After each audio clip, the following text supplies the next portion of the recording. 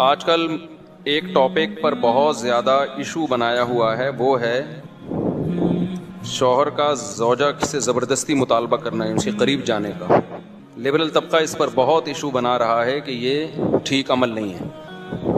یہ T V channels پہ یہ بحث اٹھائی گئی ہے کہ مرد اگر اپنی زوجہ سے اپنی خواہش پوری کرنا چاہتا ہے، عورت کا موڈ نہیں ہے، تو کیا مرد اس پہ زبردستی کر سکتا ہے یا نہیں کر سکتا؟ یہ لوگ خود ہی اس اوٹ پٹانگ قسم کے مسائل اٹھاتے ہیں، اور جب ہم اس کا جواب دیتے ہیں تو کہتے ہیں یہ مولانا لوگ دیکھو کس قسم کی باتیں کر رہے ہیں۔ تو آپ نہ کریں اس قسم کی باتیں، پہلے مسائل کم ہیں کیا دنیا میں جو آپ یہ ٹاپک ایک نیا لے کے بیٹھ گئے؟ اگر کوئی مرد بالفرض زبردستی کر بھی رہا ہے بیوی کے ساتھ، اول تو کرتے نہیں ہیں مرد، آج کل تو خوراکیں ایسی ہو گئی ہیں کہ اس کی ریکوائرمنٹ پوری نہیں ہو رہی ہوتی، زبردستی تو دور کی بات ہے۔ لیکن اگر کوئی کر رہا ہے تو اس کا کوئی اتنا بڑا نقصان ہو رہا ہے کہ آپ اس ٹاپک کو ٹی وی پہ اٹھائیں اور اس پہ ڈیبیٹ کریں اور بحث کریں؟ خام خواہ کی ایک فضول بحث میں لوگوں کو ڈال دیا۔ زبردستی کیا کرے گا وہ؟ کیا اس کا کیا نقصان کر دے گا اگر وہ زبردستی اس نے کر بھی لیا؟ عورت کا تو کوئی نقصان نہیں ہوتا، اس میں نقصان ہوتا بھی کس کا ہے؟ مرد کا نقصان ہوتا ہے، اس کی انرجی خرچ ہوتی ہے، اس کی انرجی یوٹیلائز ہوتی ہے، تو اس میں عورت کی انرجی تو بہت کم جاتی ہے۔ تو یہ کوئی اتنا بڑا ایشو نہیں ہے، اور عام طور پہ مرد ایسا کرتے بھی نہیں ہیں۔ عام طور پر اگر کسی کی زوجہ کا موڈ نہیں ہے تو مرد برداشت کر لیتا ہے۔ ہماری سوسائٹی میں ایسا نہیں ہے کہ وہ مار پیٹ کے زبردستی وہ اس کے ساتھ اپنی خواہش پوری کر رہا ہو، لیکن ہمارے لبرل لوگوں کو کوئی نہ کوئی ایشو چاہیے خواتین کے حقوق کے نام پر، کسی نہ کسی چیز کو تماشا بنانا ہے۔ انہوں نے اس کو بھی خواتین کے حقوق میں شامل کر لیا ہے کہ جی مرد اگر اپنی بیوی سے زبردستی کرتا ہے تو عورت پہ ظلم ہے، ہماری سوسائٹی میں یہ بین ہونا چاہیے، یہ پابندی لگنی چاہیے۔ اور ان کے مسائل جیسے سارے حل ہو گئے ہیں۔ اب یہ ایک مسئلہ تھا جو بہت بڑا مسئلہ تھا اور بڑا خواتین پہ جی بہت ظلم ہو رہا تھا کہ مرد سے مراد بھی اس کا میاں ہے، اس کا میاں جو ہے اپنی بیگم سے زبردستی جو ہے اپنی خواہش پوری کر رہا ہے، اس بیچاری کا کیا ہوگا؟ تو مجھے بتاؤ، یہ تو میں تو جواب میں یہ اس ٹاپک کو جواب میں ریکارڈ کروا رہا ہوں نا، ورنہ یہ ہماری سوسائٹی میں اول ایسا ہوتا نہیں ہے کہ مرد زبردستی کرتے ہوں، بہت کم ریشو ہے۔ اور ایسے مرد کو تو ایوارڈ ملنا چاہیے، یار تیری صحت ماشاءاللہ، خوراک ایسی کھا رہا ہے کہ جی۔ ورنہ میاؤں کے جو حالات آج کل، آپ لوگ کے علاوہ میاؤں کی بات کر رہا ہوں، جو رپورٹیں ہیں وہ تو زبردستی تو دور کی بات، وہ تو اس کا مطالبہ نہیں پورا کر پا رہے۔ آپ کہہ سکتے ہیں پھر 4 شادیوں کی میں کیوں ترغیب دے رہا ہوں؟ ترغیب تو بھائی سب کو دی جائے گی، اثر اسی پر ہوگا جس کا ٹیسٹوسٹیرون لیول پورا ہوگا، ٹھیک ہے نا؟ جس کی صحت صحیح ہوگی اسی کو خواہش پیدا ہوگی، نہیں ہوگی تو وہ تو بیان سنتا رہے گا۔ اور کیونکہ اس کے لیے صرف جذبہ نہیں چاہیے بھائی، جسم میں طاقت بھی چاہیے۔ تو لیکن سارے ایک جیسے تھوڑی، صحت مند بھی ہیں الحمدللہ۔ اب مسئلہ یہ ہے کہ جب ٹی وی میں اچھال لیا گیا ہے تو میں اس کو ایکسپلین کر دیتا ہوں۔ دیکھو، یہ جو خواتین کے حقوق میں یہ بات اٹھائی جا رہی ہے کہ شوہر اپنی بیوی سے اپنی سیکشول ڈیزائر زبردستی پوری نہیں کر سکتا، یہ عورت پہ ظلم ہے، یہ مسئلہ اٹھایا جا رہا ہے۔ اکارڈنگ ٹو اسلام یہ عورت پہ ظلم یا بیوی پہ ظلم نہیں ہے۔ میں تو اسلام کو آپ کے سامنے رکھوں گا، جو اللہ کا قانون ہے وہ یہی ہے کہ اللہ کے قانون میں یہ عورت پہ ظلم نہیں ہے، بلکہ عورت مرد کی خواہش پوری کرنے میں اس کا ساتھ نہیں دیتی، اسے کوئی بیماری بھی نہیں ہے، یا تو بیمار ہے تو ایک الگ بات ہے، پھر تو روک سکتی ہے شوہر کو، یا اس کو مینسز آ رہے ہیں پھر بھی روک سکتی ہے، نہ اسے بیماری ہے نہ کوئی مینسز ہیں تو پھر عورت اگر روکتی ہے تو یہ مرد پہ ظلم ہے۔ تو یہ مردوں کے حقوق کے لیے آواز اٹھانی چاہیے کہ کوئی مرد اپنی زوجہ کے قریب آنا چاہتا ہے، عورت اس کو روک دیتی ہے تو عورت مظلوم نہیں ہے۔ مظلوم کون ہے ایسے موقع پہ؟ اسلام کہتا ہے مرد مظلوم ہے۔ اب ہم میڈیکلی دیکھتے ہیں، اخلاقی لحاظ سے دیکھتے ہیں کہ اسلام کی بات صحیح ہے یا ان لبرل لوگوں کی جو خواتین کے حقوق کے نام پہ خواتین ہی کا بیڑا غرق کر رہے ہیں۔ میں بھی بتاؤں گا، اس سے عورت کے حق نہیں ملے گا، اس کا بیڑا غرق ہوگا۔ یہ جو لبرل لوگ ہیں نا، ان کے لیبل بڑے اچھے اچھے ہوتے ہیں، ویمن رائٹس، لیکن وہ ایسے رائٹس دے رہے ہوتے ہیں جس سے جو رائٹس ملنے بھی چاہیے نا عورت کو، وہ بھی نہیں ملتے۔ آپ خود سوچو، جب ایک بیوی شوہر کو قریب نہیں آنے دے گی تو مرد پھر ادھر ادھر منہ مارے گا کہ نہیں مارے گا؟ باہر جا کے جب وہ منہ مارے گا تو خراب کس کا گھر ہوگا؟ اسی کا گھر خراب ہوگا۔ جو تھوڑی بہت آپس میں ریلیشن تھے وہ بھی خراب ہوں گے، اور ڈیورس کے نتیجے میں مرد کا اتنا نقصان نہیں ہوتا جتنا نقصان کس کا ہوتا ہے؟ عورت کا۔ ہماری سوسائٹی کے جو لبرل لوگ ہیں ہماری سوسائٹی کو قیاس کرتے ہیں یورپ پہ کہ وہاں تو ڈیورس کا عورت کو کوئی نقصان نہیں۔ او بھائی، ان کو فائدہ کب ہو رہا تھا جو نقصان ہوگا؟ وہاں عورت کو شادی کے بعد کوئی فائدہ کہاں ہوتا ہے جو نقصان ہوگا؟ یہاں تو بے شمار فائدے ہوتے ہیں اس کو شادی کے بعد، بے شمار فائدے عورت کو نکاح کے بعد ملتے ہیں۔ ساری زندگی کا نان نفقہ، گیس بجلی کا بل، مکان پرووائڈ کرنا، اس کو وراثت ملنا، اور محبت زیادہ ہو تو زندگی میں پراپرٹی اس کے نام کر دینا۔ ہم تو دیکھ رہے ہیں پوری پراپرٹی بیوی کے نام کر دیتے ہیں۔ پھر اس کے بچوں کا سارا خرچہ، اس کی پریگننسی کا خرچہ، اس کی ڈلیوری کا خرچہ، بچیوں کی شادی کی ٹینشنیں، بچوں کی پڑھائی کی ٹینشنیں، یہ سارے بینیفٹس عورت کو شادی کے بعد ملتے ہیں کس کی طرف سے؟ مسلم سوسائٹی میں مرد کی طرف سے ملتے ہیں. تو یہاں ڈیورس اور طلاق ہوگی تو بیڑا کس کا غرق ہوگا؟ عورت کا. لبرل لوگوں کے ہاں کسی کا بیڑا غرق نہیں ہوتا، کیونکہ عورت کو وہ حقوق مل ہی نہیں رہے ہوتے. تو یہ ہماری سوسائٹی کو قیاس کرتے ہیں کس پر؟ یورپ پر. تو لہذا حقوق بھی وہیں سے لے رہے ہیں. ہم نے اپنی سوسائٹی کو اپنی سوسائٹی کے لحاظ سے دیکھنا ہے.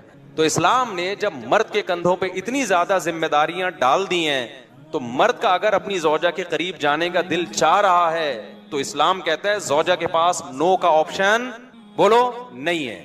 نو کا آپشن نہیں. اس میں بڑی شدید وعیدیں ہیں. آپ صلی اللہ علیہ وسلم نے فرمایا کہ جو مرد عورت سے ناراض ہو جائے، وہ چاہ رہا تھا بیوی کے پاس جانا، بیوی نے اجازت نہیں دی، وہ منہ ادھر کر کے غصے میں سو گیا، ساری رات اس پر فرشتوں کی طرف سے لعنت برستی ہے. اس کی کوئی رات اس عبادت اس رات قبول نہیں ہوتی، اس لیے کہ اس کے لیے اپنے شوہر کی خواہش پوری کرنے میں کوئی زیادہ نقصان نہیں تھا. بس ایک چیز یہ تھی کہ اس کی چاہت نہیں ہے، اس کو اپنی چاہت کے اگینسٹ چلنا تھا.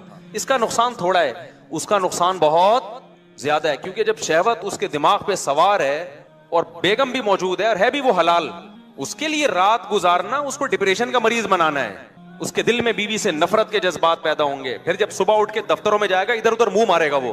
تو ان تمام بڑے بڑے نقصانات سے بچنے کے لیے اس ایک عورت کو پابند بنا لینا یہ اچھا نہیں ہے کہ بھائی تمہاری خواہش ہے یا نہیں ہے، تم شوہر کے اتنے حقوق ہیں، اس کے ساتھ تمہارا ریلیشن ہے، وہ اپنی ذمہ داریاں پوری کر رہا ہے، تو تم اپنے گھر کا ماحول اچھا بنانے کے لیے اس کی خواہش میں اس کا ساتھ دو.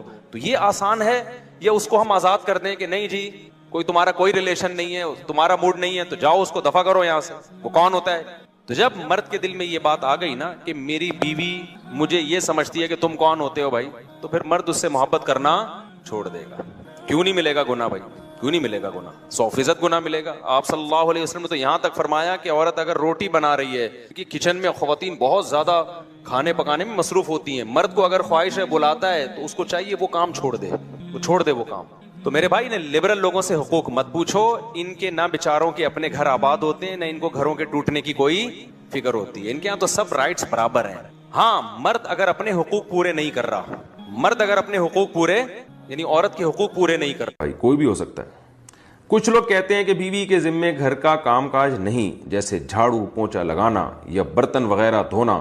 اس بارے میں وضاحت فرمائیں کہ گھریلو کام کس کی ذمہ داری ہے؟ بہت تپے میں بھائی. عورتوں میں مشہور ہے کہ کیونکہ وہ اپنے شوہر کے لیے اولاد دیتی ہیں اس لیے ان کی یہ ذمہ داری نہیں ہے کہ وہ گھر کے کام کریں. دیکھو بھائی، نکاح کا جو بنیادی مقصد ہے نا وہ نسل بڑھانا ہے. ہر مخلوق میں اللہ نے نر اور مادہ کا نظام رکھا ہے نسل بڑھانے کے لیے. انسانوں میں بھی یہی ہے، اور یہی وجہ ہے کہ حدیث میں نکاح سے دور رہنے سے منع کیا ہے، اور محدثین نے اس کی علت بیان کی ہے کہ اسلام میں نکاح سے دور رہنا اس لیے ناپسند ہے کہ یہ اولاد کی کمی کا ذریعہ بنتا ہے. تو جلد نکاح کا بھی حکم اس لیے تاکہ اولاد زیادہ ہو، اور پھر عورت کے بارے میں حکم ہے کہ جو عورت اولاد تمہیں زیادہ دے اس سے نکاح کرو. تزوجوا الودود الولود فانی مباہی بکم الامم، آپ صلی اللہ علیہ وسلم کی صحیح حدیث ہے. تو نکاح کا جو بنیادی مقصد ہے نا وہ ہے نسل بڑھانا.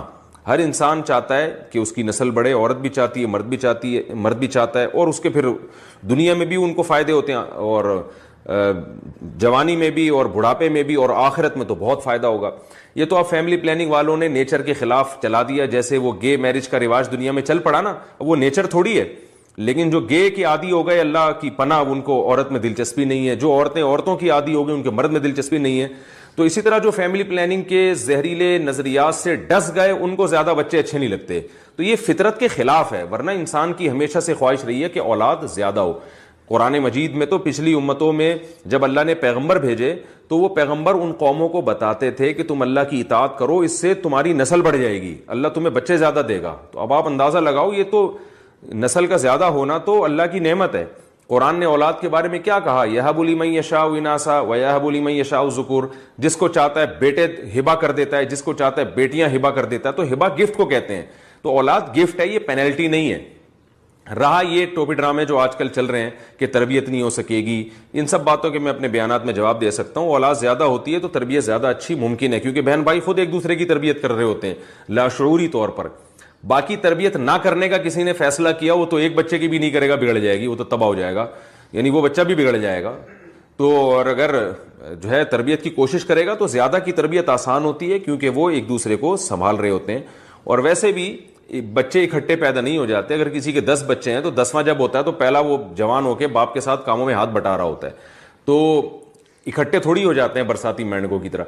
تو لوگ تانا دیتے ہیں نا برساتی مینڈکوں کی طرح بچے پیدا کرتے رہو اور کوئی کام نہیں. بچے برساتی مینڈکوں کی طرح پیدا ہوتے ہی نہیں ہیں. 10 بچے اگر کسی کے ہیں تو 10واں جوان ہو چکا ہوتا ہے, پھر پہلا جوان ہو چکا ہوتا ہے, پھر 10واں مارکیٹ میں آتا ہے.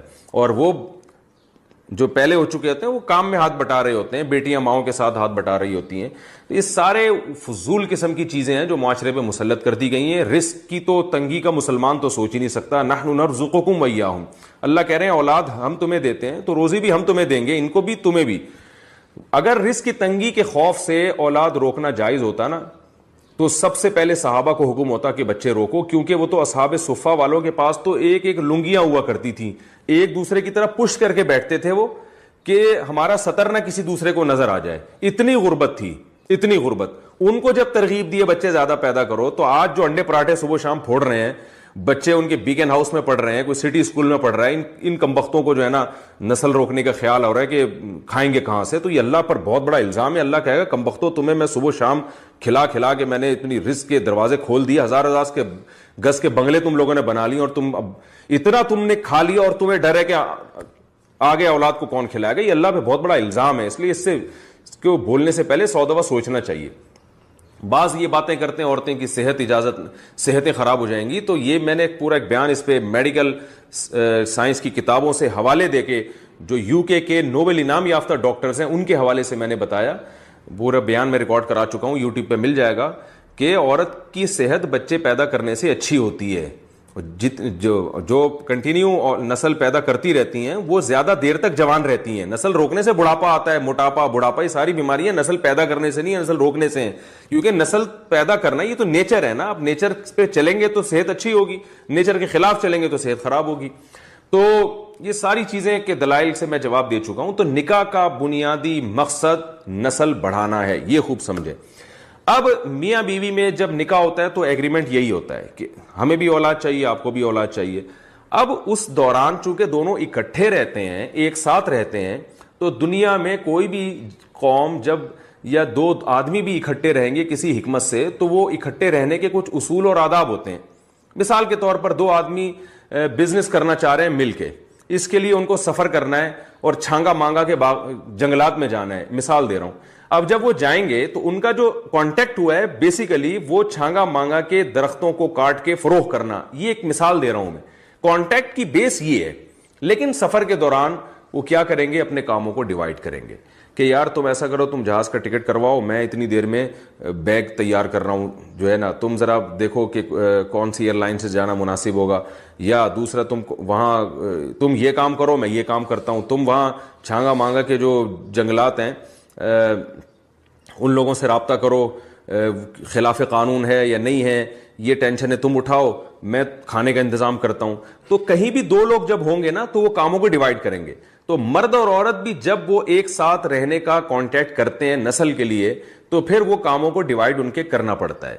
اب 2 قسم کے کام ہمارے پاس ہیں. کچھ کام وہ ہیں جو گھر کے ہوتے ہیں, کچھ کام ہوتے ہیں جو گھر سے باہر کے ہوتے ہیں. تو یا تو یوں ہوتا کہ بیگم کو کہتے ہیں کہ آپ گھر کے باہر کے کام کریں, میں گھر کے کام کروں گا. یہ شریعت کے مزاج کے خلاف ہے, کیونکہ عورت پردے کی چیز ہے اور گھر کے باہر کے کام میں محنت بھی زیادہ ہوتی ہے. تو یا پھر یہ ہو جاتا کہ دونوں گھر کے باہر کے کام کریں گے تو گھر کا کام کون کرے گا پھر, یا یہ ہو جاتا کہ دونوں گھر کے کام کریں گے تو گھر کے باہر کا کام کون کرتا. تو اس لیے نبی صلی اللہ علیہ وسلم نے حضرت فاطمہ رضی اللہ تعالی عنہا اور حضرت علی جو آپ کے داماد تھے ان کو حکم دیا رضی اللہ عنہ کہ حضرت علی گھر کے باہر کے کام کریں گے اور حضرت فاطمہ گھر کے کام کریں گی. تو یہ رواج چلا آ رہا ہے ہمیشہ سے, یہ ایک اخلاقی ذمہ داری ہے کہ مرد جب گھر کے باہر کے کام کر رہا ہے تو بھائی آپ گھر کے اندر کے کام کریں. تو یہ اس لحاظ سے آپ کی ذمہ داری ہے. اگر آپ یہ ذمہ داری پوری نہیں کریں گی تو یہ دلیل دینا کہ میرے ذمہ گھر کے کام نہیں ہے, یہ دلیل غلط ہوگی. یہ تو پھر مرد بھی کہہ سکتے ہیں میرے ذمہ گھر کے باہر کے کام نہیں ہے. خواتین کہتی ہیں ہم کوئی ماسی ہیں جو گھر میں پوچھا لگائیں. تو میں کہتا ہوں آپ کے میاں کو خانسامہ رکھا ہوا ہے جو باہر سے انڈے لے کر آ رہا ہے اور دہی لے کر آ رہا ہے آپ کے کہنے پر. تو جیسے وہ گھر کے باہر کے کام کرنے سے خانسامہ نہیں بن گیا, تو آپ گھر کے کام کرنے سے ماسی نہیں بن گئی ہیں. ہاں جو مالدار لوگ ہیں ان میں مرد گھر کے باہر کے کام نہیں کرتے, انہوں نے نوکر رکھا ہوا ہوتا ہے, تو وہ گھر کے اندر کے کام بھی خواتین سے نہیں لے سکتے.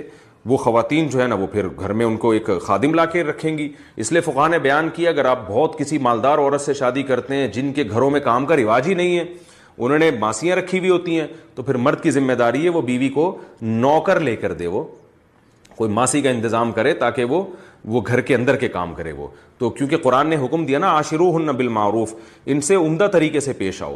تو عمدہ طریقہ ہر ایک کا مختلف ہوتا ہے, کلچر بھی بتاتا ہے بعض دفعہ کہ یہ اس کے لیے تو مناسب ہے, اس کے لیے مناسب نہیں ہے. تو جو بڑے کروڑ پتی لوگ ہیں, بڑے بڑے گھروں میں رہنے والے لوگ ہیں, ان کی عورتیں گھر میں کام نہ کریں تو کوئی گناہ نہیں ہے, کیونکہ وہ اپنے ابا کے گھر میں کبھی انہوں نے کیا ہوتا, وہ ماسیاں رکھی ہوتی ہیں, ملازمین رکھے ہوئے ہوتے ہیں.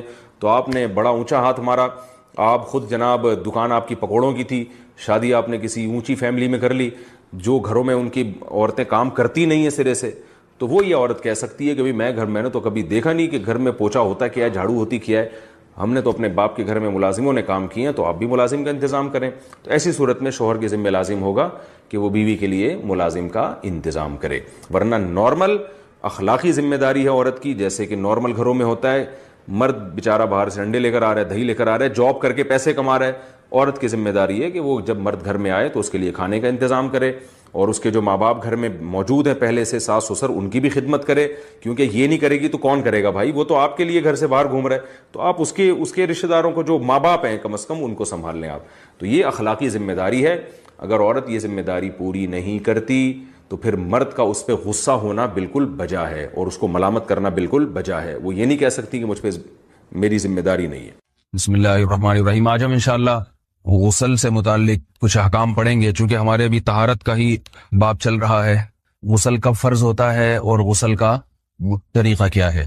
رسول اللہ صلی اللہ علیہ وسلم نے فرمایا ان اللہ لا یستحی من الحق, اللہ تعالی حق بات کو بیان کرنے سے حیا نہیں کرتے. تو غسل کے جو مسائل ہیں ان میں بھی بعض دفعہ کچھ ایسی باتیں آتی ہیں جو بظاہر حیا کے خلاف ہیں, لیکن علم کی ایک بات ہے, سیکھنے اور سکھانے میں حیا اگر کریں گے تو پھر ظاہر ہے ساری زندگی جاہل ہی رہے گا انسان. اور غسل کے مسائل سیکھنا اس لیے ضروری ہے کہ غسل جب فرض ہوتا ہے تو جب تک مکمل غسل نہ ہو آپ کی نماز ادا نہیں ہوتی.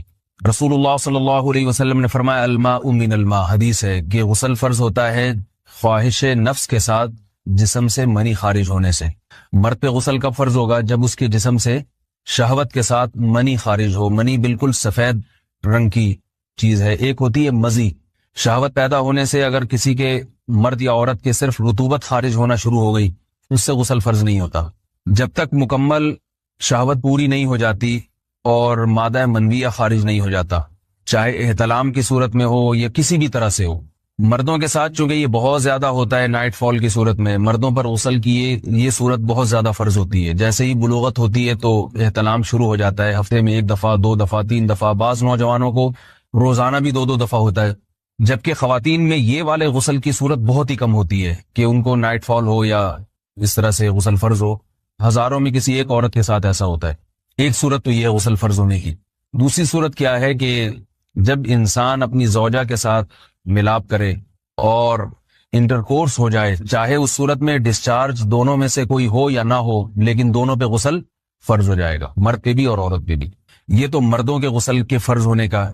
مردوں کے غسل میں ایک چیز یہ بھی ہے کہ اگر آپ نے رات کو نیند کی اور صبح آپ اٹھے اور آپ نے کپڑوں پہ نشان دیکھا, اب آپ کو یہ پتہ نہیں چل رہا کہ یہ منی کا نشان ہے یا مزی کا ہے, تو بھی آپ پر غسل کرنا فرض ہے. یہی سمجھا جائے گا کہ یہ آپ خواب میں ڈسچارج ہوئے ہیں. عورت پر جو غسل فرض ہوتا ہے ایک اور صورت میں ہوتا ہے کہ جب خواتین کو ایام آنا بند ہو جاتے ہیں, حیض یا نفاس سے جب پاک ہو جائیں, تو بھی ان پہ غسل فرض ہے. یہ تو غسل کی فرضیت سے متعلق احکام تھے. کچھ چیزیں ایسی ہیں جن میں غسل سنت ہے, فرض نہیں ہے. جمعہ کے دن غسل کرنا رسول اللہ صلی اللہ علیہ وسلم نے بہت زیادہ تاکید کی ہے. سنت کی 2 قسمیں ہیں, سنت مؤکدہ اور سنت غیر مؤکدہ. مؤکدہ وہ ہوتی ہیں کہ جن کو چھوڑنے کا اگر کوئی معمول بنا لے تو گناہ کا خطرہ ہے, اور ایسا شخص قابل ملامت ہے, اسے شریعت ملامت کرتی ہے, برا بھلا کہتی ہے. تو غسل سنت مؤکدہ ہے ہفتے میں 1 مرتبہ, چاہے جمعے کے دن ہو یا کسی بھی دن ہو. جو مسلمان ہفتے میں 1 دفعہ بھی نہیں نہاتا, وہ کتنا ہی نیٹ کلین ہو, مگر شریعت کی نظر میں وہ قابل ملامت ہے. اسے تانے دینے چاہیے کہ شرم نہیں آتی ہو مسلمان مگر رہتے ہو بھنگیوں اور چماروں کی طرح. ملامت تو اسی کو کہتے ہیں نا. اس کی دلیل رسول اللہ صلی اللہ علیہ وسلم نے فرمایا، صحیح حدیث ہے، حق علی کل مسلم ان یغتسل کل اسبوع مرتن، کہ ہر مسلمان پر لازم ہے کہ وہ ہفتے میں کم از کم ایک مرتبہ غسل کرے. ہر مسلمان پر لازم ہے، چاہے اس پہ غسل فرض نہ بھی ہو. اور کس دن بہتر ہے؟ جمعہ کے دن. نبی صلی اللہ علیہ وسلم نے حکم دیا ہے کہ جمعے کے دن غسل کیا جائے. امام احمد ابن حنبل کا مذہب یہ ہے کہ جمعے کے دن غسل کرنا واجب ہے، صرف سنت نہیں ہے بلکہ واجب ہے. لیکن جمہور کا مذہب یہ ہے کہ سنت عمل ہے. غیر مسلم جب اسلام قبول کرتا ہے تو اس وقت بھی اس کے لیے غسل کرنا سنت ہے. جب ہم مردے کو نہلاتے ہیں تو جو مردے کو نہلائے اس کے لیے بھی خود غسل کرنا افضل ہے، سنت عمل ہے. عید کے دن غسل کرنا سنت عمل ہے. تو یہ وہ تمام مواقع ہیں جن میں غسل کرنا رسول اللہ صلی اللہ علیہ وسلم کی سنت ہے. غسل کا طریقہ کیا ہے؟ غسل میں 3 چیزیں فرض ہیں. منہ بھر کے قلی کرنا، ناک میں پانی ڈالنا کہ ناک کی جو نرم جگہ ہے یہ اچھی طرح تر ہو جائے، اور پورے جسم پہ ایک مرتبہ پانی بہا دینا کہ جسم میں بال کے برابر جگہ بھی خشک نہ رہے.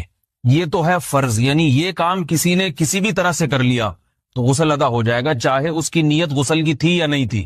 کوئی آدمی چلتا ہوا جا رہا ہے، پھسل کے تالاب میں گر گیا، پورے غوطے کھا کے باہر نکلا، قلی کر لے اور ناک میں پانی ڈال لے تو غسل اس کا ادا ہو جائے گا. البتہ چونکہ نیت نہیں تھی لہذا غسل کا ثواب نہیں ملے گا. ثواب نیت کے بغیر نہیں ملتا انسان. دلائل اس کے الگ موضوع ہے کہ اس کی دلیل کیا ہے کہ بغیر نیت کے بھی غسل ہو جاتا ہے، لیکن میں نے بتایا دلائل کا سیشن نہیں ہے، اس میں پھر بات لمبی ہو جائے گی. تو یہ تو ہے فرض، پورے جسم پہ پانی بہانا، کلی اور ناک میں پانی. سنت طریقہ کیا ہے؟ رسول اللہ صلی اللہ علیہ وسلم غسل کیسے کرتے تھے؟ سنت طریقہ جس پہ جو اختیار کرنا چاہیے وہ طریقہ یہ ہے کہ جب آپ غسل کے لیے بیٹھیں تو سب سے پہلے وہ جگہ دھوئیں جہاں نجاست اور ناپاکی لگی ہوئی ہے. نائٹ فال ہوا، کسی کو احتلام ہوا تو جہاں جہاں گندگی لگی ہے پہلے اس جگہ کو دھوئیں. استنجا کریں، شرمگاہ کو دھوئیں اچھی طرح. سمجھ رہے ہیں بات کو؟ اس کے بعد ہاتھ دھوئیں اور مکمل وضو کریں جیسے ہم عام حالات میں وضو کرتے ہیں. مکمل وضو کرنے کے بعد دائیں کندھے پہ پانی ڈالا، لیفٹ سائڈ پہ پانی ڈالا. پہلے زمانے میں تو چلو سے غسل ہوتا تھا، ہاتھ دھو لیے تو اب